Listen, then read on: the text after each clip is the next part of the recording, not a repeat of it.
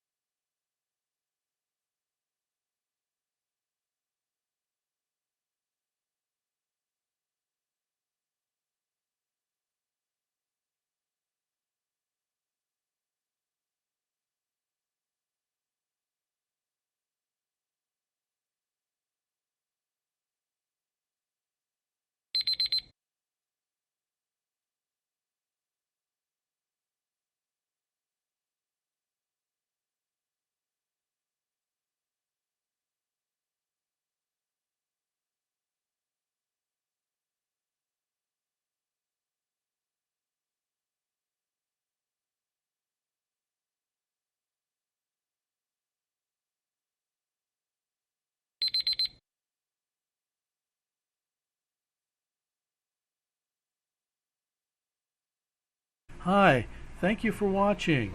I hope the videos are useful for you. Please subscribe to my channel using the button below.